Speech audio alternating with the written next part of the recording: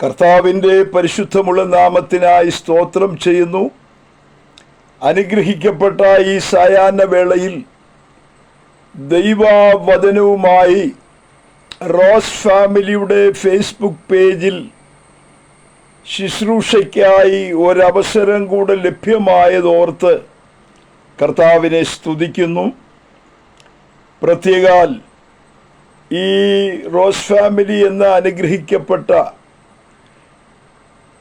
WhatsApp ഗ്രൂപ്പിനെയും Facebook പേജിനെയും അപ്പോൾ തന്നെ YouTube ചാനലുകളിലൂടെ ദൈവവചനത്തെയുമൊക്കെ പ്രഘോഷണത്തിനും പ്രകാശനത്തിനും വേണ്ടി മുൻപന്തിയിൽ നിന്ന് പ്രവർത്തിക്കുന്ന ഇതിൻ്റെ ചീഫ് അഡ്മിനായിരിക്കുന്ന റോസ്ലിൻ സിസ്റ്റർ, തൻ്റെ കുടുംബം, മറ്റ് അഡ്മിന്മാർ, ദൈവദാസീദാസന്മാർ ഏവർക്കും ക്രിസ്തുവേശുവിൻ നാമത്തിൽ വന്ദനം പറയുന്നു. തുടർമാനമായി ദൈവവചനത്തിൻ്റെ മാറ്റമില്ലാത്ത സത്യങ്ങൾ എല്ലാവരും അറിയണമെന്നുള്ള വളരെ ആഴമേറിയ താല്പര്യവും ആഗ്രഹവും നിമിത്തമാണ് ഈ ശുശ്രൂഷ ചെയ്തുകൊണ്ടിരിക്കുന്നത്. ദൈവവചനത്തിലെ മാറ്റമില്ലാത്ത സത്യങ്ങൾ അത് നമ്മുടെ കൺമുൻപിൽ ഒരു തുറന്ന പുസ്തകം പോലെ നമുക്ക് ലഭ്യമാണ്. എന്നാൽ അത് എടുത്തു വായിക്കുവാനോ കേൾക്കുവാനോ അതിൻ്റെ പിറകിൽ അല്പസമയം ധ്യാനിക്കുവാനോ ഒന്നും ഇന്നത്തെ ആധുനിക മനുഷ്യന് സമയമില്ല. എല്ലാവരും വളരെ ബിസിയാണ്. ഒന്ന് കേൾക്കാനോ അല്പസമയം ചിന്തിക്കാനോ ധ്യാനിക്കാനോ ഒന്നും സമയമില്ല. പലരോടും സുവിശേഷം പറയുവാൻ ചെല്ലുമ്പോൾ അവർ പറയുന്നത്, ഞങ്ങൾക്ക് സമയം പോരാ പാസ്റ്റർ എന്ന, നേരമില്ല. വളരെ ധൃതഗതിയിൽ അവരുടെ ബിസിനസ്സുകൾ ചെയ്യുകയാണ്, ധൃതഗതിയിൽ കുടുംബങ്ങളുടെ കാര്യങ്ങൾ ചെയ്യുകയാണ്. എന്നാൽ അതൊന്നും വേണ്ടെന്ന് പറഞ്ഞില്ല. അതിനേക്കാൾ വിലപ്പെട്ട ഒരു കാര്യം നിങ്ങളുടെ ജീവിതത്തിൽ നിങ്ങൾ അറിഞ്ഞിരിക്കണം. അതിനുവേണ്ടിയാണ് നിങ്ങളുടെ കാതുകളിൽ കേൾപ്പിക്കുവാനും നിങ്ങൾ കണ്ട് തിരിച്ചറിയുവാനുമായി ഇങ്ങനെയുള്ള മീഡിയയിലൂടെ ഈ ശുശ്രൂഷ ഞങ്ങൾ നിവർത്തിക്കുന്നത്. അത് എൻ്റെ മുഴുവൻ മഹത്വവും ഞങ്ങളുടെ കർത്താവിനാണ്. ഞങ്ങളുടെ കർത്താവ് പറഞ്ഞു, നിങ്ങൾ ഭൂലോകത്തിലൊക്കെയും പോയി പ്രസംഗിക്കണം, എല്ലാവരോടും പ്രസംഗിക്കണം, എല്ലാവരും ഇത് അറിയണം, എല്ലാവരും ഇത് വിശ്വസിക്കണം, എല്ലാവരും ഇത് ഏറ്റെടുത്ത് ഇതനുസരിച്ച് ജീവിക്കണം. അങ്ങനെ പറഞ്ഞിട്ടുള്ള ഒരൊറ്റ ചിന്ത, പ്രത്യയശാസ്ത്രം, സുവിശേഷം അഥവാ ദൈവവചനം, അത് മാത്രമേ ഉള്ളൂ. അതുകൊണ്ട് തന്നെയാണ് ഇന്ന് ഈ സായാഹ്നത്തിലും ഈ വചനം പ്രസംഗിക്കുന്നത്. അതുകൊണ്ട് നിങ്ങളുടെ ശ്രദ്ധ ഈ സോഷ്യൽ മീഡിയയിൽ ഈ FB പേജിലൂടെ ദൈവവചനം സംസാരിക്കുമ്പോൾ അല്പസമയം ഉണ്ടാകണം എന്ന് ഏവരോടും ഞങ്ങൾ കർത്തൃനാമത്തിൽ ആവശ്യപ്പെട്ടുകൊണ്ട് ഈ സായാഹ്ന വേളയിൽ വിശുദ്ധ തിരുവെഴുത്തിൽ നിന്ന് ഒരു ഭാഗം നമ്മുടെ ചിന്തയ്ക്കായി കൊണ്ടുവരുവാൻ കർത്താവിൽ ഞാൻ ശരണപ്പെടുകയാണ്. വേദപുസ്തകത്തെ മൊത്തമായി നാം പഠിക്കുമ്പോൾ 66 പുസ്തകങ്ങളാണുള്ളത്. ഈ 66 പുസ്തകങ്ങളിൽ ഈ മൊത്തമായി നാം ആക്കി അഴിച്ച് കൂട്ടി ഗുണിച്ച് ഹരിച്ച് ഇതെല്ലാം മൊത്തമായെന്നെടുത്താൽ അതിൻ്റെ സത്ത ഉൾക്കൊള്ളുന്ന ഒരു വാക്യമുണ്ട്. ഒന്നുകൂടെ പറഞ്ഞാൽ ബൈബിളിൻ്റെ താക്കോൽ വാക്യം, ദ കീവേഡ് ഓഫ് ബൈബിൾ. അതേതാണെന്നറിയാമോ? ആ വാക്യമാണ് ഇന്ന് സായാഹ്ന വേളയിൽ ഞാൻ ശുശ്രൂഷിക്കുവാനായി നിങ്ങളുടെ മുൻപിൽ വായിക്കുവാൻ താല്പര്യപ്പെടുന്നത്. ചാൾസ് വെസ്ലി എന്ന് പറയുന്ന മനുഷ്യൻ പറഞ്ഞിരിക്കുന്നത് ആ വാക്യം ഒരു മിനി ബൈബിളാണെന്നാ. ആ ഒറ്റ വാക്യം തന്നെ ഒരു മിനി ബൈബിളാണെന്നാണ് അദ്ദേഹം പറഞ്ഞത്. അനവധി ദൈവദാസന്മാർ ആ വാക്യത്തെ കുറിച്ച് പറയുകയും ആ വാക്യത്തിൽ നിന്ന് പഠിക്കുകയും പഠിപ്പിക്കുകയും ചെയ്തിട്ടുണ്ട്. അത്ര ശ്രേഷ്ഠമേറിയ ബൈബിളിന്റെ കീവേഡ് യോഹന്നാന്റെ സുവിശേഷം 3-ാം അധ്യായം 16-ാമത് വാക്യമാണ്. ആ വാക്യം ഞാൻ ആദ്യമായി ഒന്ന് വായിച്ച് കേൾപ്പിക്കുന്നു. യോഹന്നാന്റെ സുവിശേഷം 3-ാം അധ്യായം 16-ാം വാക്യം ഇങ്ങനെ വായിക്കുന്നു: തന്റെ ഏകജാതനായ പുത്രനിൽ വിശ്വസിക്കുന്ന ഏവനും നശിച്ചു പോകാതെ നിത്യജീവൻ പ്രാപിക്കേണ്ടതിന് ദൈവം അവനെ നൽകുവാൻ തക്കവണ്ണം ലോകത്തെ സ്നേഹിച്ചു. ഇതാ വാക്യം. ബൈബിളിന്റെ കീ വേർഡാണ് നമ്മൾ ഈ കേട്ടത്. ശ്രദ്ധിക്കണേ, ദൈവം സ്നേഹിച്ചു. സ്നേഹവാനായ ഒരു ദൈവത്തെക്കുറിച്ച് ഇന്ന് ഈ സായാഹ്ന വേളയിൽ നിങ്ങളോട് പറയുവാൻ ഞങ്ങൾ താല്പര്യപ്പെടുകയാണ്. നിങ്ങളെ സ്നേഹിക്കുന്ന ഒരു ദൈവം. അതിന്റെ കാരണം പറയാം. നിങ്ങൾ നശിച്ചു പോകരുത്, നഷ്ടപ്പെട്ടു പോകരുത്, കെട്ടുപോകരുത്, തകർന്നു പോകരുത്. അതുകൊണ്ട് തന്നെ നിങ്ങളെ സ്നേഹിക്കുന്ന ഒരു ദൈവമുണ്ട്. നമുക്കറിയാം, ജീവിതത്തിന്റെ തകർച്ചകളുടെ നടുവിലാണ് എല്ലാവരും. എന്നെ സ്നേഹിക്കാൻ ആരെങ്കിലും ഉണ്ടോ? തകർന്ന തരിപ്പണമായി ജീവിതം ആത്മഹത്യയിലേക്കും അരാജകത്വത്തിലേക്കും ദുഃഖപൂർണമായ അനുഭവത്തിലേക്കും ആരാരും സഹായിപ്പാനില്ലാതെയൊക്കെ വരുമ്പോഴാണ് പലരും ആത്മഹത്യയിലേക്ക് തുനിയുന്നത്. എന്നാൽ ജീവിതത്തിൽ എന്നെ സ്നേഹിക്കുന്നവരാരെങ്കിലും ഉണ്ടോ എന്നുള്ളത് മനുഷ്യന്റെ അകത്തലത്തിൽ എപ്പോഴും ആഞ്ഞടിക്കുന്ന ഒരു ചിന്തയാണ്. ഞാന് മദർ തെരേസ എന്ന് പറയുന്ന ആ അനുഗ്രഹീതയായ ദൈവദാസി, അവർ ചെയ്ത യാതൊരു ശുശ്രൂഷകളും നമുക്കറിയാം. അവരൊരിക്കൽ പറഞ്ഞു, ലോകത്തിൽ എന്തു കൊടുത്താലും മനുഷ്യന്റെ വിശപ്പ് മാറത്തില്ല, പക്ഷെ സ്നേഹം കൊടുത്തെങ്കിൽ മാത്രമേ മനുഷ്യന്റെ വിശപ്പ് മാറത്തുള്ളൂ. എങ്ങനെ? എല്ലാവരുടെയും ഉള്ളിലൊരു ചിന്ത എന്താണെന്നറിയാമോ? എന്നെ സ്നേഹിക്കണം, എനിക്ക് സ്നേഹം കൊടുക്കണം, എന്നെ സ്നേഹിക്കാൻ ഒരാൾ വേണം. എല്ലാ മനുഷ്യന്റെയും ചിന്ത ഏതാ? എന്നെ സ്നേഹിക്കുന്ന ഒരാൾ വേണം. സ്നേഹത്തിന് വേണ്ടി കൊതിക്കുന്ന ഹൃദയങ്ങളാണ് മനുഷ്യ ഹൃദയങ്ങൾ. അതുകൊണ്ട് തന്നെ ആദ്യമേ പറയാം, നിങ്ങളെ സ്നേഹിക്കുന്ന ഒരു ദൈവമുണ്ട്. ലോകത്തെ സ്നേഹിച്ചൊരു ദൈവം. എന്തിന്? ആരും നശിച്ചു പോകരുത്. അപ്പൊ നാശം എന്താ? നശിക്കത്തക്ക നിലയിലാണോ മനുഷ്യൻ ഇന്നായിരിക്കുന്നത്? ആർക്കും ആഗ്രഹമില്ലല്ലോ നശിച്ചു പോകാനുണ്ടോ? എല്ലാവർക്കും ആഗ്രഹം നല്ല നിലയിൽ സമൃദ്ധിയായിട്ട് ജീവിക്കാനും ഉന്നമനം പ്രാപിക്കാനും ഉയർച്ച പ്രാപിക്കാനും, അല്ല പണവും വീടും സൗകര്യങ്ങളും ഒക്കെ ഉണ്ടാകാനല്ലേ? അതെ, തകരാൻ ആരും ആഗ്രഹിക്കുന്നില്ല. പക്ഷെ മനുഷ്യനെ തകർക്കുന്ന ചില ശക്തികൾ മനുഷ്യന്റെ അകത്തലങ്ങളിൽ രൂഢമൂലമായി വാണുകൊണ്ടിരിക്കുന്ന കാഴ്ച വിശുദ്ധ ബൈബിൾ വ്യക്തമായി പഠിപ്പിക്കുന്നുണ്ട്. ആരും തകരാൻ ആഗ്രഹിക്കുന്നില്ലെങ്കിലും തകർച്ചയിലേക്ക് അവനെ കൊണ്ടുപോകുന്ന ചില ശക്തികളുണ്ട്. അവന്റെ ജീവിതത്തെ കവർന്നു തിന്നുന്ന ചില ശക്തികളുണ്ട്.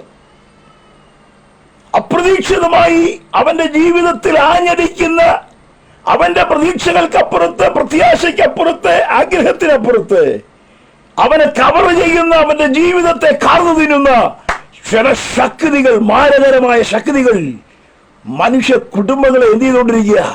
നശിപ്പിച്ചുകൊണ്ടിരിക്കുക. ആ നിലകളിലുള്ള മാരകരമായ ശക്തികളിൽ നിന്ന് മനുഷ്യനെ വിടുവിക്കുവാൻ തക്കവണ്ണം ദൈവം മനുഷ്യനെ സ്നേഹിച്ചു. അങ്ങനെ ദൈവം സ്നേഹിച്ചപ്പോൾ മനുഷ്യന് വേണ്ടി ദൈവം നൽകിത്തന്ന ഏറ്റവും വലിയ ദാനം ആ വാക്യത്തിൽ പറയുന്നു, തന്റെ ഒരേ ഒരു കുമാരനായ യേശു ക്രിസ്തുവിനെ നൽകി എന്നുള്ളതാ. അതെ, സ്നേഹം എന്ന് പറയുന്നത് ചക്കാത്തിലെ സ്നേഹമല്ല. പലരും സ്നേഹിക്കും, ചക്കാത്തിലെ സ്നേഹമാണ്. എന്നാൽ ദൈവത്തിന്റെ സ്നേഹം ചക്കാത്തിലെ സ്നേഹമല്ല. ദൈവം മനുഷ്യനെ നൽകി സ്നേഹിക്കുമായിരുന്നു. എന്ത് നൽകി? തന്റെ പുത്രനെ നൽകി സ്നേഹിച്ചു. ആരും നശിക്കരുത്, എല്ലാവരും നിത്യജീവൻ പ്രാപിക്കണം. അതുകൊണ്ട് ദൈവം നൽകിയത് തന്റെ പുത്രനെയാ. പുത്രനെ തന്ന് സ്നേഹിച്ച ആ സ്നേഹത്തിന്റെ പിൻപിൽ ഇന്ന് ഈ സായാഹ്ന വേളയിൽ അതിന്റെ വിലയൊന്നും മനസ്സിലാക്കുവാൻ തക്കവണ്ണം എന്നെ ശ്രദ്ധിക്കുന്ന പ്രിയപ്പെട്ടവരോട് ഞാൻ ആഹ്വാനം ചെയ്യുകയാണ്. ദൈവസ്നേഹത്തിന്റെ വില ദൈവം നമ്മെ സ്നേഹിച്ചു, നിന്നെ സ്നേഹിച്ചു, എന്നെ സ്നേഹിച്ചു. അത് നീ മനസ്സിലാക്കിയിട്ടുണ്ടോ? ലോകത്തിൽ നിരവധി സ്നേഹങ്ങളുണ്ട്. അതിന് പല പദങ്ങൾ ബൈബിളിൽ പറയുന്നുണ്ട്. ഇറോസ് എന്ന് പറയുന്ന ഒരു പദമാണ് ലോക സ്നേഹത്തിന് പറയുന്നത്. ഇറോസ്. ഇപ്പോഴത്തെ സ്നേഹമൊക്കെ കണ്ടിട്ടുണ്ടോ? പഴയ ഒരു സിനിമാ പാട്ടുണ്ട്, ഞാൻ നിന്നെ സ്നേഹിക്കുന്നു, പ്രേമിക്കുന്നു, മാൻകിടാവേ മെയ്യിൽ പാതിത പകർത്തു തരൂ. പഴയ ഒരു സിനിമാ പാട്ട, എൻ്റെ ചെറിയ പ്രായത്തിലൊക്കെ. അപ്പോ അതെന്തവാ? എന്തോ സ്നേഹമാ? അത് സ്നേഹമല്ല, ഇഷ്ടമെന്ന് പറയും വേണേ. അതേ ഈ പുറമേ കാണുന്ന സൗന്ദര്യത്തെ മാത്രം കണ്ടുകൊണ്ടുള്ള ലൈക്ക്നെസ് അഥവാ ഇഷ്ടത്തെയാണ് ആ സ്നേഹം എന്ന് പറയുന്നത്. അത് പുറമേ നല്ല സൗന്ദര്യമുള്ള സമയത്ത് സ്നേഹിക്കും, മുടി കൊഴിയുമ്പോൾ, കവിളൊട്ടുമ്പോൾ, നിന്റെ സൗന്ദര്യം നശിക്കുമ്പോൾ ആ സ്നേഹം വഴിമാറിപ്പോവും. ഇപ്പോഴത്തെ സ്നേഹമല്ല, അങ്ങനത്തെ സ്നേഹമാണല്ലോ. ഈ അടുത്ത കാലത്ത് മൊബൈലിനകത്തൂടെ സ്നേഹിച്ചൊരു പുള്ളി, അതേന്നേ അവസാനം കാണാനായിട്ട് ഒരുങ്ങി വെയിറ്റിംഗ് ഷെഡിൽ പോയി നിൽക്കുക. ഞാനിവിടെ വന്നിട്ടുണ്ടെന്ന് പറഞ്ഞു. വന്നു നോക്കിയപ്പോ എന്താണെന്നറിയാമോ? ഒരു പടുകിളവിയാ. ഇവനാണെ വെള്ളമടിച്ചിട്ട് നിൽക്കുക. ഇവൻ പടുകിളവിയാണേലും വേണ്ടുമില്ല, കെട്ടണമെന്ന് പറഞ്ഞു. അവൻ്റെ അപ്പൻ എന്നെ വിളിച്ച് പറഞ്ഞു, എൻ്റെ ഭാഷത്തെ ഒരു രക്ഷയില്ല, പോലീസ് സ്റ്റേഷനിൽ കയറേണ്ടി വന്നു. കാരണം ഇവൻ വെള്ളം കുടിച്ചിട്ട് നിൽക്കുക. പോട്ടെ, ഞാൻ വിശദീകരിക്കുന്നില്ല. ഞാൻ പറഞ്ഞത് സ്നേഹിച്ചു എതിരെ കൂടെയാ, മൊബൈലിൽ കൂടെ സ്നേഹിച്ചു. അവസാനം സ്നേഹത്തിന് മുമ്പിൽ ഓമന വാക്കുകളും അങ്ങോട്ടും ഇങ്ങോട്ടും പകർന്ന സംസാരങ്ങളും ഒക്കെ ഭയങ്കര സന്തോഷമായിരുന്നു. പക്ഷെ ലാസ്റ്റ് കണ്ടപ്പോഴാണ് മനസ്സിലായത് ഇത് വല്ലാത്ത പരുവക്കേടാന്ന് മനസ്സിലായത്. ഞാൻ പറഞ്ഞത് ഇങ്ങനെയുള്ള സ്നേഹങ്ങളാ ലോകസ്നേഹങ്ങൾ. ഇതാ സാഹചര്യവശാൽ അങ്ങ് സ്നേഹിക്കുക, അവയവന്റെ ഇഷ്ടത്തിന് വേണ്ടി സ്നേഹിക്കുക, സ്വന്തം താല്പര്യത്തിന് വേണ്ടി, സ്വാർത്ഥതയ്ക്ക് വേണ്ടി, തൻകാര്യത്തിന് വേണ്ടി ഒക്കെ സ്നേഹിക്കുന്ന ഒത്തിരി സ്നേഹങ്ങളുണ്ട്. അതിനെക്കുറിച്ചൊന്നും വിശദീകരിക്കുന്നില്ല. ആ നിലകളിലുള്ള സ്നേഹമാണ് ഈ ലോകത്തിന്റെ സ്നേഹം, ഇറോസ് അഥവാ ലോകസ്നേഹം. അത് മാത്രമല്ല, ഫിലിയോ എന്ന് പറയുന്ന ഒരു സ്നേഹത്തെ കുറിച്ച് കേട്ടോ.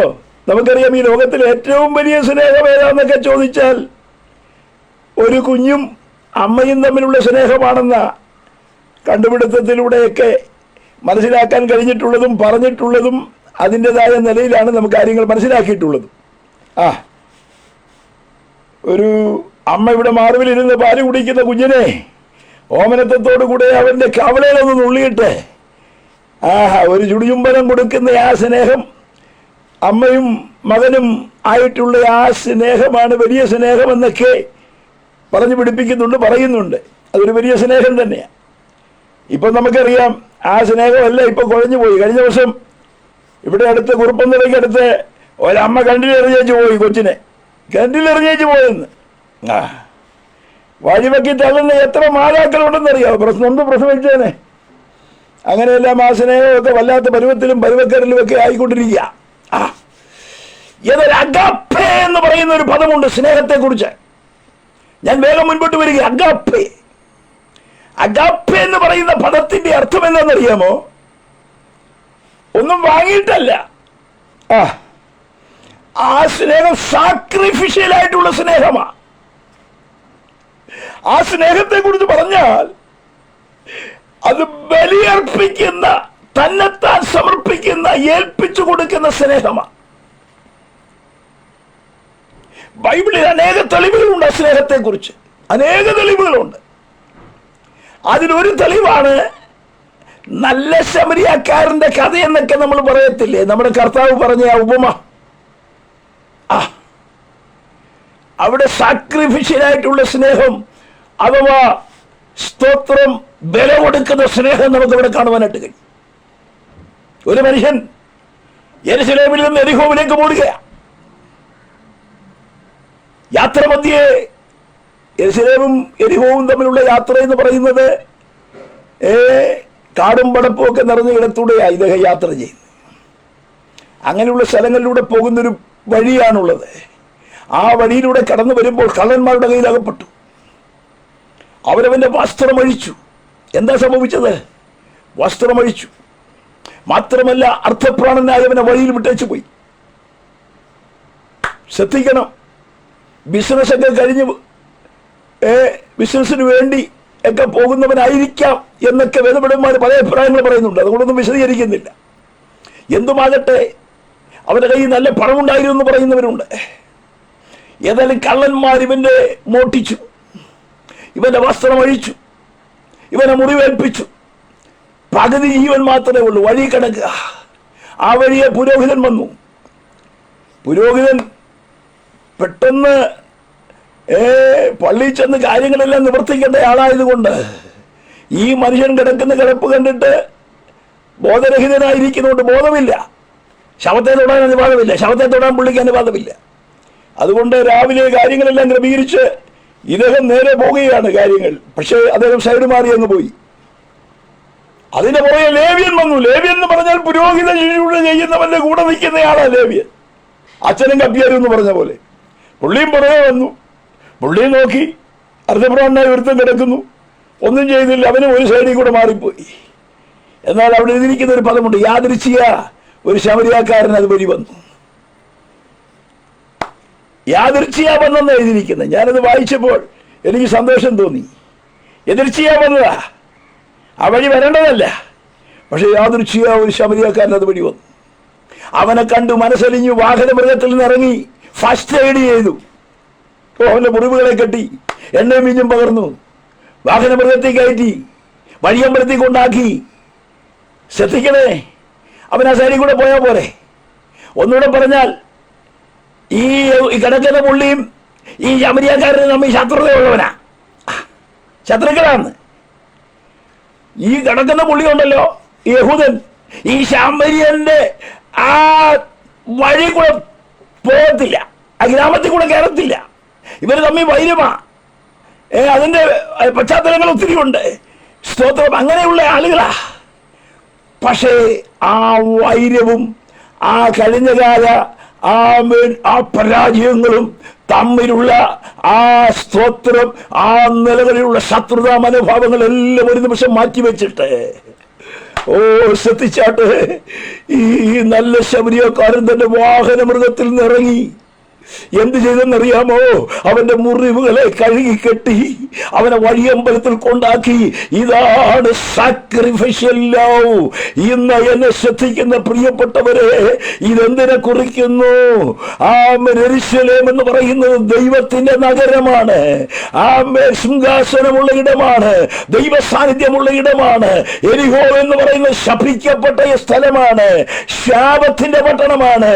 ദൈവ സാന്നിധ്യം വിട്ട് ഇറങ്ങി പുറപ്പെട്ട മനുഷ്യൻ ശാപത്തിന്റെ പട്ടണത്തിലേക്ക് യാത്ര ചെയ്യും അളവിൽ അവന്റെ ജീവിതത്തിൽ സംഭവിച്ച ചില കെടുതികളാണ് അവിടെ രേഖപ്പെടുത്തിയിരിക്കുന്നത്. ദൈവത്തിന് കൊടുത്ത തേജസ്സിന്റെ വസ്ത്രം എന്ത് ചെയ്തു? ഈ കള്ളൻ എന്ത് ചെയ്തു? അവൻ മോഷ്ടിച്ചു. കള്ളൻ എന്നവിടെ പറഞ്ഞിരിക്കുന്നത് നാം പഠിച്ചാൽ പിശാച് അവനെ തകർത്ത് ഉടച്ച് അവനെ മുറിവേൽപ്പിച്ച് അവൻ വഴിയരികിൽ ഇപ്പോൾ എന്ത് ചെയ്യുക? അർത്ഥപ്രാണനായി കിടക്കുക. പലരും കടന്നു വന്നു, മതബോധിനികൾ കടന്നു വന്നു, മതസംഹിതകൾ അതിലേ വന്നു.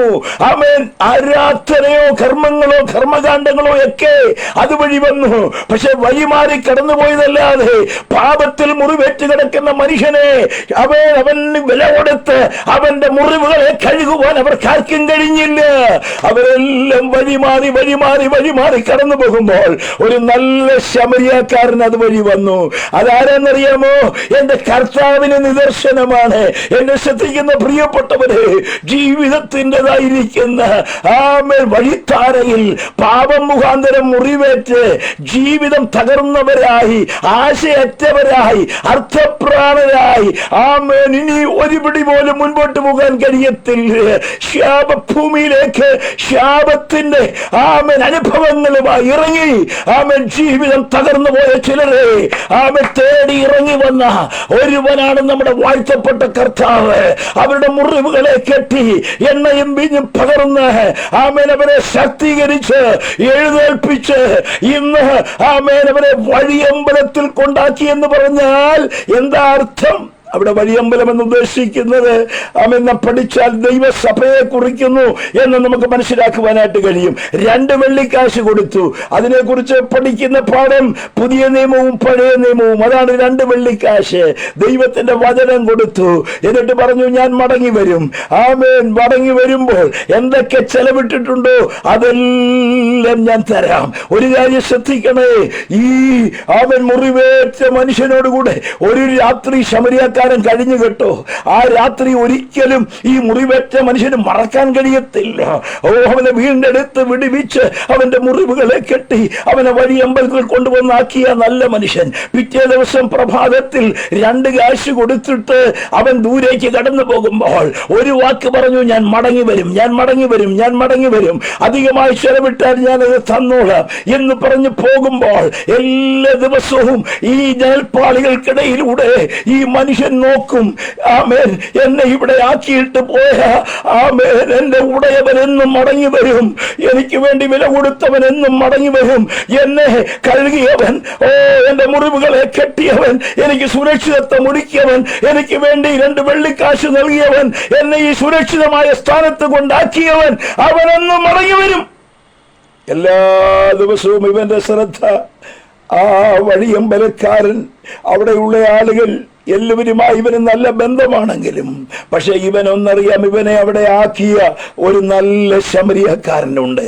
എന്നെ ശ്രദ്ധിക്കുന്ന മാന്യ ശ്രോതാക്കളെ, ഇന്ന് ആമേൻ ഈ പകലിന്റെ മണിക്കൂറുകളിൽ ജീവിതത്തിൽ വഴിയരികിൽ മുറിവേറ്റ് കിടക്കുന്ന പാപത്തിന്റെ താണ്ഡനങ്ങളും പീഡനങ്ങളും വേദനകളും സഹിച്ച് നാളുകളായി ആമേൻ ജീവിതത്തിൽ ദൈവം നൽകിയ നിത്യജീവനെ നഷ്ടപ്പെടുത്തി പിശാചാർത്ഥപ്രാണരായി ചിലരെ പാപത്തിൽ നിബന്ധിച്ചവരായി തകർന്ന അനുഭവത്തിലൂടെ കടന്നു പോകുന്ന ചിലതിനെ ഇന്ന് ഈ സായാഹ്ന വേളയിൽ സ്നേഹിച്ചുകൊണ്ട് ഒരുവൻ അടുത്തു വരികയാണ്. പലരും വഴിമാറി കടന്നുപോയി കേട്ടോ. ഇന്നലകളിൽ നിനക്ക് ശാന്തി തരാമെന്ന് പറഞ്ഞ, വിടുതല തരാമെന്ന് പറഞ്ഞ പല പ്രത്യേക ശാസ്ത്രങ്ങളും നിന്റെ അരികിലൂടെ കടന്നുപോയി. ആമേൻ. അവർക്കൊന്നും ചെയ്യാൻ കഴിഞ്ഞിട്ടില്ല. പലതും അവര് പറഞ്ഞു, അങ്ങനെ ചെയ്യേ, ഇങ്ങനെ ചെയ്യേ, അവിടെ പോക, ഇവിടെ പോക, പക്ഷെ നിനക്കൊന്നും കഴിയുന്നില്ല. നിന്റെ ജീവിതം അർച്ചാൽ ഇന്നും മുറിവേറ്റതാണ്, നിന്റെ ജീവിതം ഇന്നും തകർന്നതാണ്. എന്നാൽ മനം തകർന്നവരുടെ മുറിവുകളെ കെട്ടുന്ന ഒരു ദൈവം, ആകാശത്തിലെ നക്ഷത്രങ്ങളുടെ എണ്ണങ്ങളെ നോക്കുന്ന ഒരു ദൈവം. എന്നെ ശ്രദ്ധിക്കുന്ന മാന്യ പ്രിയപ്പെട്ടവരെ, ആമേൻ. ജീവിതത്തിൽ മുറിവേറ്റ അകത്തലങ്ങളിൽ, ആഴങ്ങളിൽ, മാനസിക തലങ്ങളിൽ, ശാരീരിക തലങ്ങളിൽ, എന്തിനേറെ പാപത്തിന്റെ നീരാളിപ്പിടുത്തത്തിൽ ജീവിതം മുറിവേറ്റ് മദ്യത്തിനും മയക്കുമരുന്നിനും കഞ്ചാവിനുമൊക്കെ അടിമകളായി തകർന്നവരായി, ആശയറ്റവരായി, കുടുംബത്തിൽ തകർച്ച അനുഭവിക്കുന്ന, അസമാധാനം അനുഭവിക്കുന്ന, ഇനി മുന്നോട്ടില്ലെന്ന് പറഞ്ഞ് ജീവിതത്തിന്റെ വഴിവക്കിൽ വേദനിക്കുന്ന ചിലരോട് പരിശുദ്ധാത്മാവ് ശക്തമായി ഇടപെടുകയാണ്. നിന്നെ തേടി ഇറങ്ങി വന്നിരിക്കുന്ന ഒരു നല്ല ശമരിയക്കാരനുണ്ട്. നിനക്ക് വേണ്ടി വില കൊടുത്ത്, നിന്നെ കഴുകിയെടുത്ത്, നിന്റെ മുറിവുകളെ കെട്ടി, ജീവിതത്തെ സ്ഥാനപ്പെടുത്തി, നിനക്ക് വേണ്ടി നിന്റെ തകർച്ചകൾ നിന്നെ ഉദ്ധരിക്കുവാൻ ഒരു നല്ല ശമരിയക്കാരൻ വില കൊടുക്കുവാനായി വന്നിട്ടുണ്ട്. അവനെ തിരിച്ചറിഞ്ഞിട്ടുണ്ടോ എന്നുള്ളതാ ഞങ്ങളുടെ ചോദ്യം. ലോകത്തെ മുഴുവൻ ലോകത്തെയും സ്നേഹിക്കുന്ന ഒരു നല്ല ശമരിയക്കാരൻ. ദൈവത്തിന് സ്തോത്രം. സാക്രിഫിഷ്യൽ ലവ്, അത് തെളിയിക്കുവാൻ അനവധി വാക്യങ്ങളുണ്ട്. എന്നാൽ സമയം എൻ്റെ മുൻപിൽ പരിമിതമാണല്ലോ. എൻ്റെ വിഷയത്തിലേക്ക് ഞാൻ വേഗം കയറി വരേണ്ടതായിട്ടുണ്ട്. ഒരു കാര്യം കൂടെ പെട്ടെന്നൊന്ന് പറയാം. ഒരപ്പനോട് അവകാശവാദം പറഞ്ഞ് വാഗ്വാദം ഉണ്ടാക്കി ഒരു ഇളയ കൊച്ചനുണ്ടല്ലോ, മുടിയംപുത്രൻ. എല്ലാരും വിളിക്കുന്ന മുടിയംപുത്രൻ എന്നാ ഈ കൊച്ചനെ വിളിക്കുന്നത്. പക്ഷെ ഞാൻ അങ്ങനെ വിളിക്കത്തില്ല. ഇവ മുടിയംപുത്രനല്ല, മുടിഞ്ഞിട്ട് രക്ഷപ്പെട്ട പുത്രനാ. മുടിയാൻ പോയത് ശരിയാ. പണ്ടൊരിക്കൽ ഞങ്ങളുടെ പാസ്റ്റർ പ്രസംഗിക്കായിരുന്നു. മുടിയംപുത്രൻ പ്രസംഗിക്കാൻ തുടങ്ങിയപ്പോൾ പാസ്റ്റർ ചോദിച്ചു, മുടിയംപുത്രന്റെ പേര് പറയോ? ഉടനെ ഞങ്ങളുടെ ഒരു കൊച്ചമ്മ പ്രായമുള്ള ഒരു അമ്മച്ചി എഴുന്നേറ്റ് പറഞ്ഞു, മുടിയംപുത്രന്റെ പേര് ജോണി എന്നാന്ന് പറഞ്ഞു. പാസ്റ്റർക്ക് ഞങ്ങൾക്കെല്ലാം അത്ഭുതം, ഏതാ ജോണി? അപ്പോഴാ പിന്നെയാ മനസ്സിലായത്, അമ്മച്ചി നാടകം കാണാൻ പോയതാ. നാടകത്തിൽ മുടിയംപുത്രന്റെ പേര് ജോണി എന്നായിരുന്നു. അതുകൊണ്ട് അമ്മച്ചി പെട്ടെന്ന് പറഞ്ഞു, നാടകം കണ്ടതുകൊണ്ട് മുടിയംപുത്രന്റെ പേര് ജോണി എന്നാന്ന് പറഞ്ഞു. ഇങ്ങനെയുള്ള ഒത്തിരി ജോണിമാരുണ്ട്. മുടിയംപുത്രനും മുടിഞ്ഞ പുത്രനും അപ്പനോട് വാക്കുവാദം പിടിച്ച് അവകാശം പിടിച്ചു മേടിച്ച്. ഇപ്പോഴത്തെ അപ്പന്മാരാണെ പലരും കൊടുക്കത്തില്ല. എന്നാൽ ആ അപ്പൻ സ്നേഹമുള്ള അപ്പൻ നോക്കണേ, എല്ലാം കൊടുത്തു കേട്ടോ, എല്ലാം കൊണ്ടുപോയി. പോയ പോക്കൊക്കെ നമുക്കറിയാം. പഞ്ചനക്ഷത്ര ഹോട്ടലിൽ കയറി, അവിടെ കയറി, ഇവിടെ കയറി, കൂട്ടുകാരുണ്ടായിരുന്നു, കൂട്ടുകൂടി, പേഴ്സ് കനമുണ്ടായിരുന്നു, പേഴ്സിന്റെ കനം തീർന്നു, എല്ലാം നഷ്ടമായി. അവസാനം പന്നിയെ തീറ്റുന്നൊരു ജോലി കിട്ടി. ഒരു പന്നി മുതലാളിയുടെ വീട്ടിൽ ചെന്നു. ഇവൻ ഏറ്റവും നിഷിദ്ധമായ, ഇസ്രായേലിന് ഏറ്റവും നിഷിദ്ധമായ പന്നിയെ തീറ്റുന്ന ജോലി. അങ്ങനെ ജോലി കിട്ടി. അവിടെ ഇങ്ങനെ പന്നിയെ തീറ്റിക്കൊണ്ടിരിക്കുമ്പോൾ പന്നി മുതലാളിക്ക് ഒരു കാര്യം മനസ്സിലായി, പന്നിക്ക് ക്ഷീണവും ഇവൻ ഇച്ചിരി, കാരണം ഈ വാളവരെ മുഴുവൻ തിന്നുന്നത് ഇവനാ, പന്നിക്ക് കൊടുക്കുന്നില്ല. ഏതായാലും ഈ പന്നി നന്നാകുന്നില്ല, കൊച്ചൻ ഇച്ചിരിയൊക്കെ നന്നായിരിക്കും. നല്ല വീട്ടിലെ കൊച്ചനാന്ന് പുള്ളിക്കും മനസ്സിലായി. എവിടെയോ നല്ല വീട്ടിൽ നിന്ന് ഇറങ്ങിയ ചരിത്രമെല്ലാം ചോദിച്ചു. ഏതായാലും നീ ജോലി ചെയ്തോളാനൊക്കെ പറഞ്ഞു.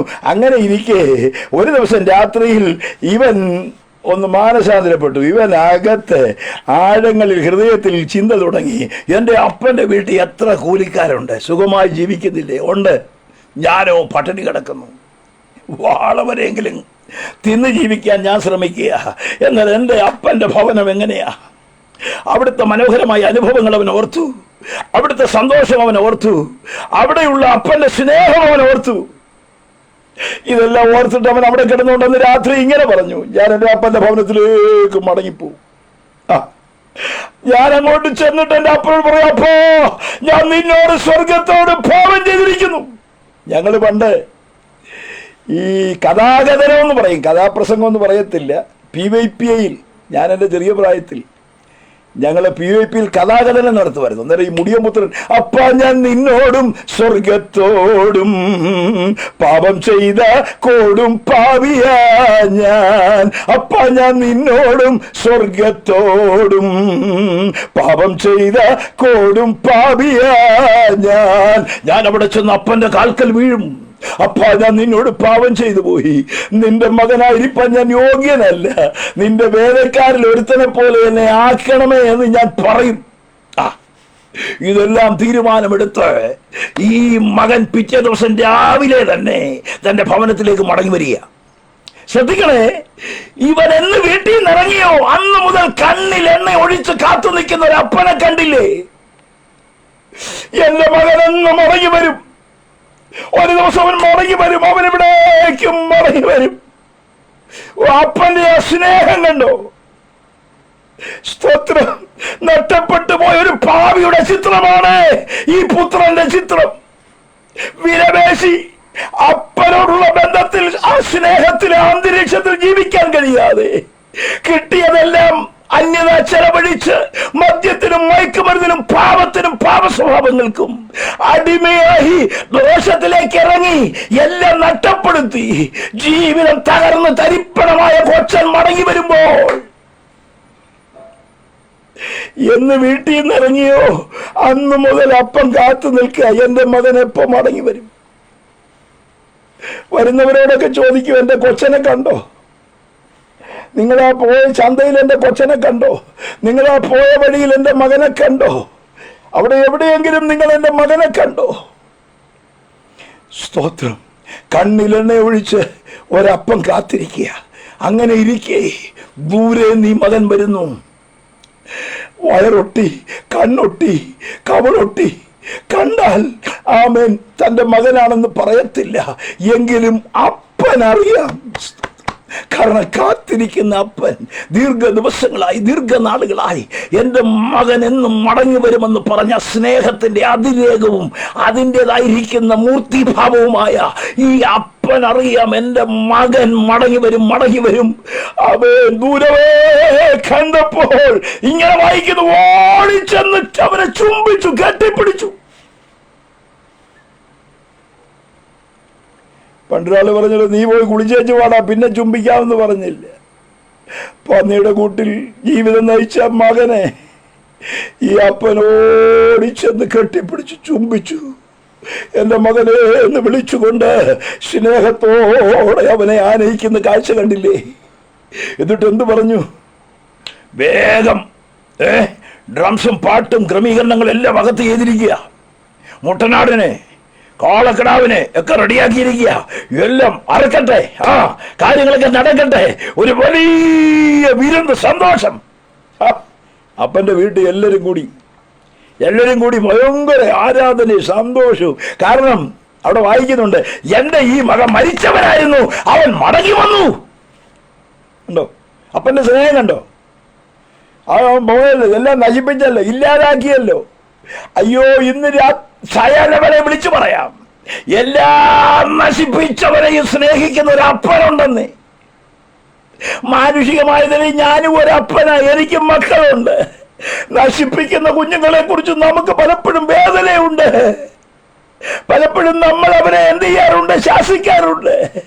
എന്നാൽ ഈ അപ്പനെ ശ്രദ്ധിച്ച് മാനസാന്തരത്തോടെ മടങ്ങി വരുന്ന മകനെ ഇരുകരങ്ങളും നീട്ടി സ്നേഹത്തോടെ മാർമോട് ചേർത്തിട്ട് പറഞ്ഞു, എന്റെ ഈ മകൻ മരിച്ചവനായിരുന്നു, അവൻ തകർന്നവനായിരുന്നു, അവൻ ഉടഞ്ഞവനായിരുന്നു, അവന്റെ അപ്പന്റെ ഭവനത്തിലേക്ക് മടങ്ങി വന്നിരിക്കുന്നു. അതുകൊണ്ട് ആ ഭവനം മുഴുവൻ ആനന്ദവും സന്തോഷവും കൊണ്ട് നിറയുക. ഈ സമയത്ത് ഏതായാലും എനിക്ക് കൂടുതൽ കാര്യങ്ങൾ പറയാനുള്ള സമയം എൻ്റെ മുമ്പിൽ ഇല്ലെന്ന് എനിക്കറിയാം. എങ്കിലും പറയാം, ഈ സമയത്ത് ചേട്ടൻ വരുന്നു. അപ്പൻ്റെ ആശ്രയത്തിൻ്റെ കീഴിൽ തന്നെ നിൽക്കുന്ന ഒരു ചേട്ടൻ ആ വീട്ടിലുണ്ട്. മുടിയൻ പുത്രൻ്റെ ചേട്ടൻ, മുടിഞ്ഞ പുത്രൻ എന്ന് പറയുന്ന ഈ പുത്രൻ്റെ ചേട്ടൻ ആ വീട്ടിലുണ്ട്. ചേട്ടൻ ഇങ്ങോട്ട് വന്നപ്പോൾ ഇവിടെ ഭയങ്കര ആഘോഷവും പാട്ടും തുള്ളലും നൃത്തവും. എടാ, ഇതുവരെ എൻ്റെ വീട്ടിൽ ഇതുവരെ എന്താ കാര്യം? വന്ന ആളുകളോട് ചോദിച്ചു, ഇതെന്താ പറ്റി? അപ്പൊ പറഞ്ഞു, നീ അറിഞ്ഞില്ലേ, നിന്റെ അനിയൻ മടങ്ങി വന്നു. അപ്പൊ ചേട്ടനകത്തോട്ട് കയറാനൊരു സന്തോഷമില്ല. ഇങ്ങനെയാ ചില അനിയന്മാര്, കൊച്ചനിയന്മാര്, തകർന്നു പോയവര് മടങ്ങി വന്നാൽ ചില ചേട്ടന്മാരുണ്ട്, അവര് ആ വാതക്കെ തന്നെ നിൽക്കുകയുള്ളൂ. ഇപ്പോഴത്തെ ചില ചേട്ടന്മാരുണ്ടേ, അവർക്ക് ഈ അനിയന്മാര് മടങ്ങി വരുന്ന വലിയ സന്തോഷമൊന്നുമല്ല. പുള്ളി അപ്പനെ വിളിച്ചു ചോദിച്ചു, എന്താ അപ്പ ഇത്രയും വലിയ സന്തോഷം? എടാ, നീ അറിഞ്ഞില്ലേ, അവൻ മടങ്ങി വന്നേ, നമ്മളെ പോയില്ലേ, അവനെല്ലാം നഷ്ടപ്പെടുത്തിയെങ്കിലും മടങ്ങി വന്നു. അവനെ കണ്ടപ്പോഴേ എൻ്റെ ജീവൻ എനിക്ക് തിരികെ കിട്ടി, ഇതെല്ലാം പറഞ്ഞു. അതിൻ്റെ സന്തോഷമാണ്. ഉടനെ ഇവൻ ചോദിക്കുക, അപ്പോ ഞാൻ ഈ പെരയ്ക്കകത്ത് ഇത്രയും നാളും അങ്ങ് പറഞ്ഞതെല്ലാം കേട്ട് ഈ പറമ്പിലും പണിത് അങ്ങയ്ക്ക് വേണ്ടിയതെല്ലാം ചെയ്തു, ഇതുവരെ എനിക്ക് വേണ്ടി ഒരു ആടിനെ അറുത്തോ? എനിക്ക് വേണ്ടി ഒരു കാളയെ അറുത്തോ? എനിക്ക് എന്തെങ്കിലും തന്നോ? ഒരു വാദ്യമേളം വല്ലതും ഇവിടെ നടത്തിയോ? ഒരാഘോഷം ഉണ്ടായിരുന്നു? അപ്പൊ പറഞ്ഞു, ഇവിടെ നീ ഇവിടെ ഇല്ലേ, എനിക്ക് നീ ഉണ്ടെന്ന്. എന്നാൽ ഇവൻ നഷ്ടപ്പെട്ടവനായിരുന്നു. നഷ്ടപ്പെട്ടവൻ മടങ്ങി വരുമ്പോ സ്വർഗത്തിന്റെ സന്തോഷം വിലപ്പെട്ടതാ. ഞങ്ങളുടെ ഹൃദയങ്ങളൊക്കെ ഈ ആത്മാക്കളുടെ വിടുതൽ കാണുമ്പോൾ സന്തോഷിക്കാറുണ്ട്. ഞാൻ ഇന്നും 2 മരണം കൂടി, മരണം തന്നെ തുടർമാനം ഒരു 11 മരണം ഞാൻ എണ്ണി ഈ ദിവസങ്ങളിൽ കൂടിക്കൊണ്ടിരിക്കുക. ഇപ്പൊ വൈകിട്ട് ഒരിടത്ത് പോകണം.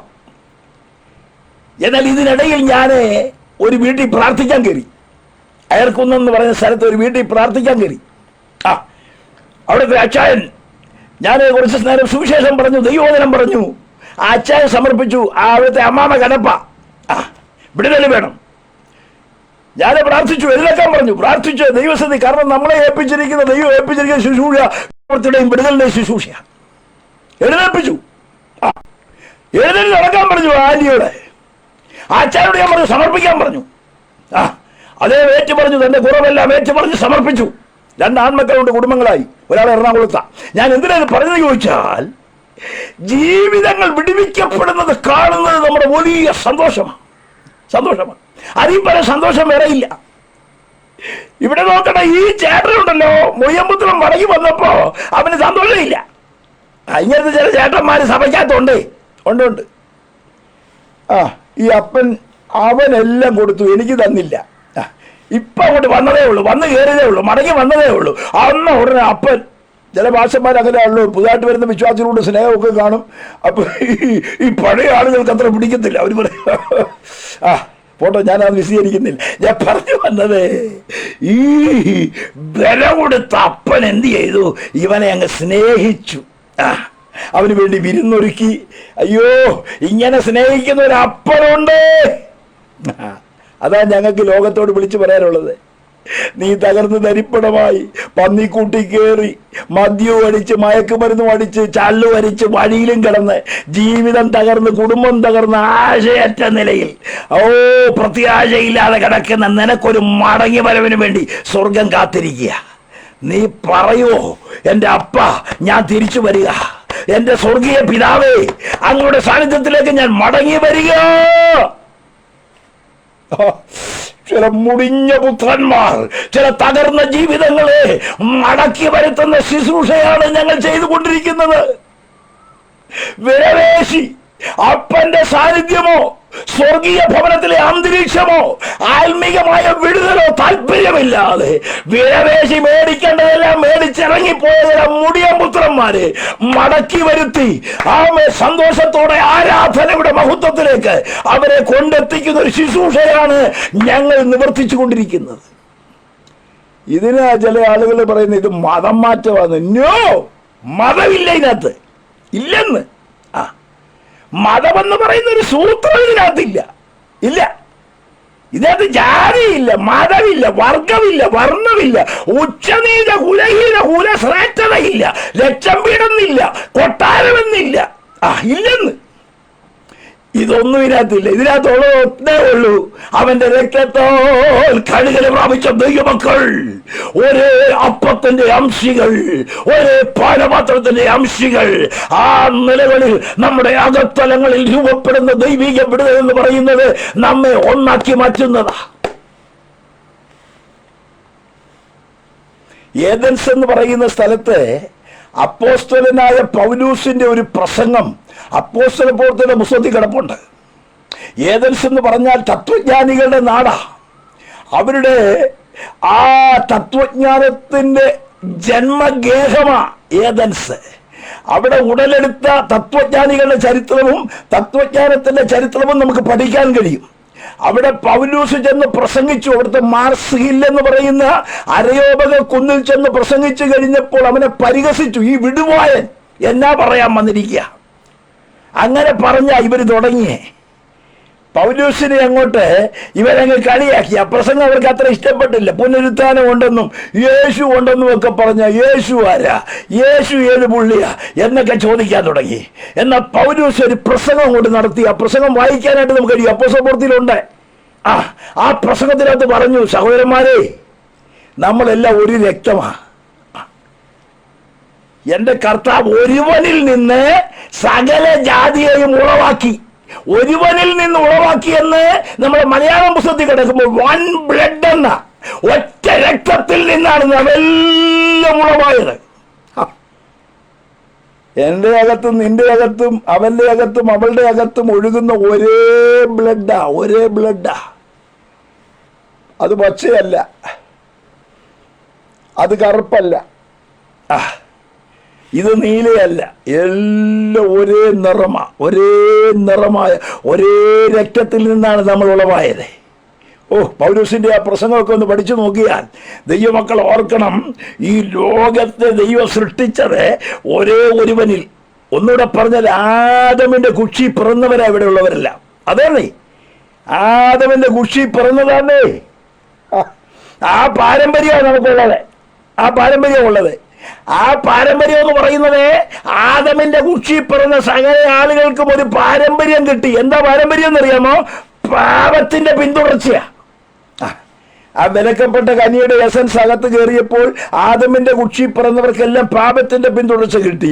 എന്നാൽ യേശുക്രിസ്തുവിന്റെ രക്തത്തിന്റെ വിലയുടെ മുമ്പിൽ ആ പാപം കഴുകപ്പെട്ടു. അവിടെയാണ് രൂപാന്തരം വന്ന് ജീവിതം മാറി, അവസ്ഥ മാറി, ദൈവത്തിന്റെ പൈതലായി, ദൈവത്തിന്റെ മകനായി രൂപാന്തരപ്പെട്ടത്. അത് രക്തത്താലുള്ള വില കൊടുത്ത് സ്വർഗം നമ്മെ വിലയ്ക്ക് വാങ്ങിയ ആ ദൈവ സ്നേഹത്തിന്റെ ഉന്നതമായ അനുഭവമാണ് അകത്തലത്തിൽ ആഴമായി വെളിപ്പെട്ടപ്പോൾ ജീവിതം മാറിയത്. അപ്പൊ ഞാൻ പറഞ്ഞു വന്ന വിഷയത്തിലേക്ക് വേഗം ഞാൻ വരട്ടെ. ഞാൻ പറഞ്ഞു വന്നതാണ് സാക്രിഫിഷ്യൽ ലവ്. ആമേൻ. ദൈവത്തിന്റെ സ്നേഹം അതാണ്. എന്തിനാ? നിത്യജീവൻ പ്രാപിക്കുവാൻ.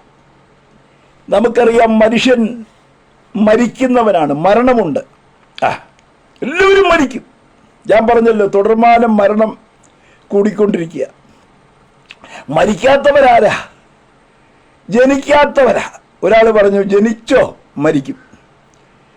പക്ഷേ ഒരു കാര്യം, മരണമെന്ന് പറയുന്നതിനെ വിവേചിച്ച് മനസ്സിലാക്കിയാൽ മരണം ഒരു കടന്നുപോക്ക. അതെ, മരണം അവസാനമല്ല. അല്ല, മരണം മനുഷ്യന്റെ അവസാനമല്ല. 60, 70, 80 വർഷം ജീവിക്കാനാണെങ്കിൽ ഇത്രയും വിശേഷ സൃഷ്ടിയായിട്ട് ദൈവം മനുഷ്യനെ ഇങ്ങനെ നിർമ്മിക്കേണ്ട, ഇങ്ങനെ സൃഷ്ടിക്കേണ്ട കാര്യമുണ്ടോ? ഇല്ലെന്ന്. വിശേഷ സൃഷ്ടിയാ. അവൻ്റെ അകത്തെപ്പോഴും ദൈവത്തെക്കുറിച്ചുള്ള ബോധമുണ്ട്. ഉണ്ടെന്ന്. നിത്യതയെക്കുറിച്ചുള്ള ബോധമുണ്ട്. നിത്യതയെക്കുറിച്ചുള്ള ബോധം അകത്ത് വെച്ചിരിക്കുന്നതാണ് എഴുതിയിരിക്കുന്നത്. ബാക്കിയൊന്നും ഞാൻ എടുക്കുന്നില്ല. അകം എപ്പോഴും പറയുന്നുണ്ട് ഇതിനേക്കാൾ ഉന്നതമായ ഒന്നുണ്ട്. ഇവിടത്തേക്കാളും വലിയൊരു കൊട്ടാരമുണ്ട്, ഒരു സൗധമുണ്ട്, സ്വർഗീയമായൊരു ഭവനമുണ്ട്. ഇതെല്ലാം മനുഷ്യന്റെ അകം പറയുന്നുണ്ട്. ഞാൻ ഈ ആദിവാസികളുടെ ഇടയിൽ പ്രവർത്തിച്ച ഒരാളാണ്.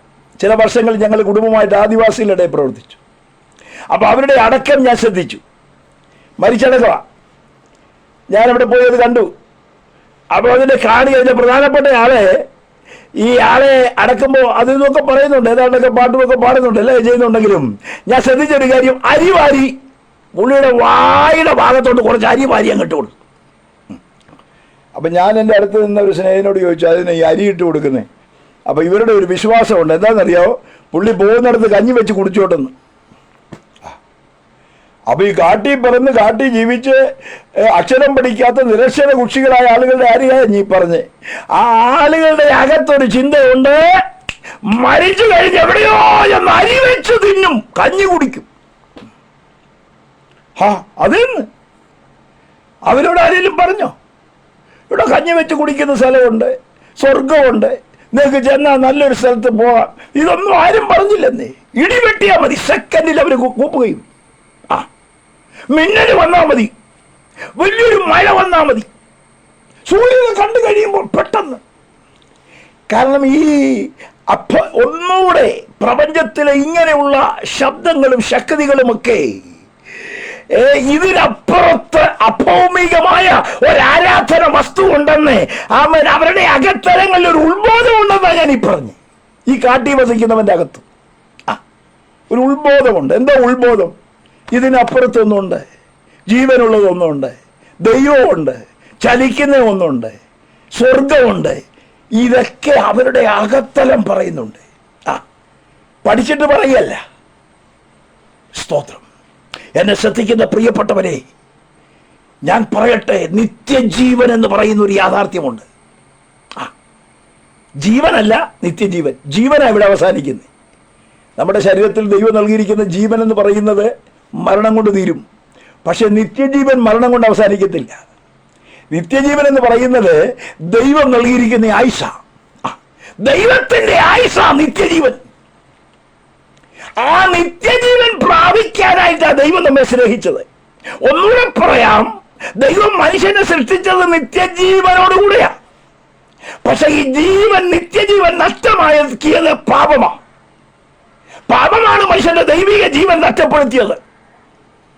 തിന്നരുതെന്ന് പറഞ്ഞ വിലക്കപ്പെട്ട കനി ദൈവത്തിന്റെ ആലോചനയ്ക്ക് വൃതാവായി അവര് അത് ഭക്ഷിച്ചു എന്ന് മാത്രമല്ല, ദൈവശബ്ദത്തെക്കാൾ സാത്താന്യ ശബ്ദം ശ്രമിച്ചു, ദൈവത്തിന്റെ ആലോചന വിട്ടു, ദൈവം പറഞ്ഞത് അനുസരിക്കാതെ വന്നു. ഒത്തിരി ചിന്തകൾ അവിടെ തന്നെ കിടപ്പെട്ടു. ചെന്ന് പറയുന്നുണ്ട്, ഒരാപ്പിള് തിന്നാ ഉടനെ മുഴുവൻ പോയോ? ആപ്പിള് തിന്നതല്ല അല്ലെന്ന്, ആപ്പിളല്ല തിന്നേ എന്നുമില്ലേ.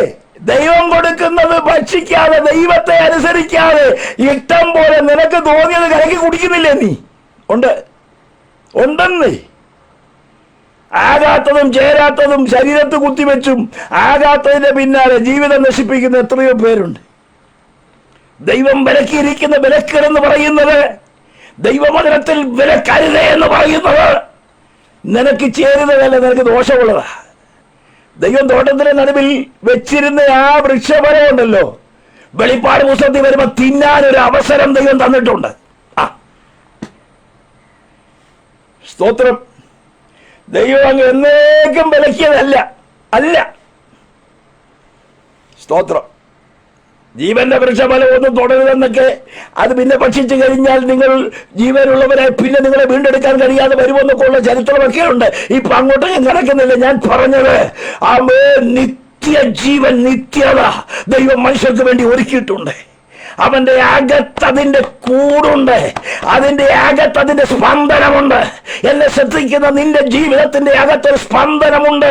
അത് മറ്റൊന്നുമല്ല, മണ്ണിൽ അവസാനിക്കാത്ത ഒരു നിത്യതയ്ക്ക് വേണ്ടിയാണ് ദൈവം നിന്നെ സൃഷ്ടിച്ചിരിക്കുന്നതെന്ന് ആത്മാവ് പറയുന്നു. അതുകൊണ്ടാണ് ജപം നടത്തുന്നത്, തപം നടത്തുന്നത്, കർമ്മം നടത്തുന്നത്, യോഗം നടത്തുന്നത്. അവിടെ പോകുന്നു, ഇതിലേ പോകുന്നു, തീർത്ഥാടനങ്ങള്, തീർത്ഥയാത്രകള്, എന്തിനേറെ പറയണം, എന്തൊക്കെ നടത്തുന്നു.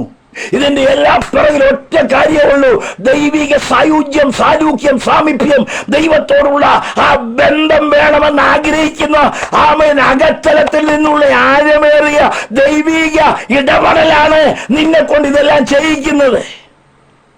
എന്നാൽ ഒരു കാര്യം പറയാം, ഇങ്ങനെ ചെയ്തു കൂട്ടുന്ന ഒരു കർമ്മകാണ്ഡങ്ങളും മനുഷ്യനെ ദൈവത്തോട് അടുപ്പിക്കത്തില്ല. അങ്ങനെ അടുപ്പിക്കാതെ വന്നപ്പോൾ ഇതാ പുത്രനെ നൽകിക്കൊണ്ട് ദൈവം മനുഷ്യനെ സ്നേഹിച്ചു. ഈ താണ ഉലകത്തിൽ ഇന്നേക്ക് 2000 വർഷങ്ങൾക്ക് മുൻപ് ആമേൻ ഒരു ഭ്രൂണമായി മറിയുടെ ഉദരത്തിൽ ജന്മമെടുത്ത് ഇവിടെ ജീവിച്ച് 33.5 വർഷം വരെയും ഈ ലോകത്തിൽ ജീവിച്ചു. 3.5 വർഷം പരസ്യമായി ശുശ്രൂഷിച്ചു, അത്ഭുതങ്ങളും അടയാളങ്ങളും ചെയ്തു. ആമേൻ മരണത്തെ തന്നെ ഏറ്റെടുത്തു. ആമേൻ നിത്യജീവന് വേണ്ടി മാനവർഗത്തെ വീണ്ടെടുക്കുവാൻ പിതാവേ ഈ പാപത്തെ ക്ഷമിക്കണമേ എന്ന് പറഞ്ഞ് മാനവർഗത്തെ ദൈവത്തിലേക്ക് അടുപ്പിച്ച് നിത്യജീവങ്കിലേക്ക് അവരെ കൊണ്ടുവന്ന ഏകവും സനാതനവും ഉന്നതവുമായ ഒരേ ഒരു മാർഗം, അത് യേശു ക്രിസ്തു മുഖാന്തരം മാനവജാതിക്ക് ദൈവം നൽകിയ മാർഗം, അതാ സുവിശേഷം. ആ സുവിശേഷം വിശ്വസിക്കുന്നവർക്ക് നിത്യജീവനുണ്ട്. അതുകൊണ്ട് എന്നെ ശ്രദ്ധിക്കുന്ന പ്രിയപ്പെട്ടവരെ, ഒരു നിമിഷം യേശു ക്രിസ്തുവുമായി ജീവിതം നിരപ്പാകട്ടെ, സായുജ്യത്തിലേക്ക്, സാമീപ്യത്തിലേക്ക്, ദൈവകൃപയിലേക്ക്. ഇന്ന് ഈ സായാഹ്നവേളയിൽ അടുത്തു വന്നാട്ടെ. കണ്ണുകളെ അടയ്ക്കാം, ഒരു നിമിഷം പ്രാർത്ഥിക്കാം. ഞങ്ങളുടെ പരിശുദ്ധനായ ദൈവമേ, ഈ വചനം കേട്ട ജീവിതങ്ങളെ ദൈവം പിടിപ്പിച്ചെടുക്കണമേ. യഥാർത്ഥമായ നിത്യതയെക്കുറിച്ചുള്ള ഉത്ബോധം കൊടുക്കണമേ. ആരും നശിച്ചു പോകാതെ നിത്യജീവൻ പ്രാപിക്കാൻ തക്കവണ്ണം എല്ലാവരെയും സ്നേഹിച്ച സ്നേഹത്തിന്റെ മൂർത്തിഭാവമായ യേശു ക്രിസ്തുവിനെ ഉള്ളതുപോലെ രുചിച്ചും തിരിച്ചുമറിയുവാൻ ഞങ്ങളെ ശ്രദ്ധിക്കുന്ന ഏവർക്കും ദൈവം കൃപ ചെയ്യണമേ. ഈ ശുശ്രൂഷകളെ മാനിച്ച് അനേകർക്ക് വിടുതലിന് കാരണമാകും. പുത്രനെ മഹത്വപ്പെടുത്തും യേശു ക്രിസ്തുവിൻ നാമത്തിൽ തന്നെ. ആമേൻ.